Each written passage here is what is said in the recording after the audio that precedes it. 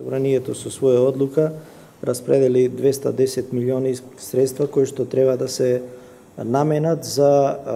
одвивање на целиот процес од почеток до крај на референдумот кој што треба да се одржи на 30 септември. За таа намена Државната изборна комисија има обврска да изготви финансиски план за распределба на тие средства.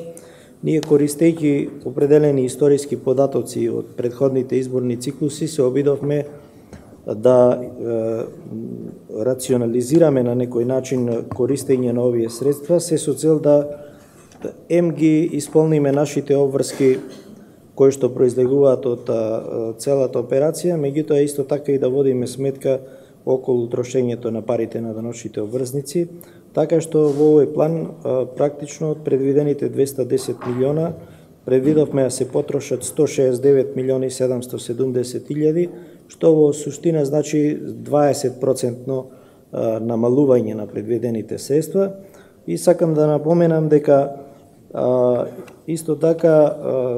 овој план како план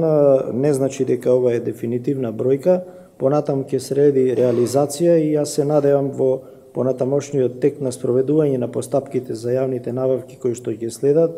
ќе се изврши реализација која што ќе значи уште понатамошно намалување на трошење на средствата. Ова е со цел да, како што кажав, значи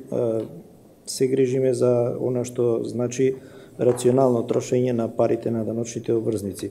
Сакам да напоменам дека во овој план се донесоа одлуки за набавка на доверливиот и друг класачки материјали, се определија средства во висина од 27 милиони денари, кои што представуваат некаде 15,9% од вкупните расходи, како набавка исто така има предвидени ставки за надоместоци за спроведување на референдумот на изборните органи. И тука сакам да напоменам и да дадам одговор на едно претходно поставено прашање на ваш колега од минатата седница. Значи, овдека предвидовме надоместоци само за општинските изборни комисии, избирачките одбори и избирачките одбори во дипломатско-конзуларните представништва, додека за Државната изборна комисија нема да има надоместоци или, како што вие милувате да кажете, бонуси.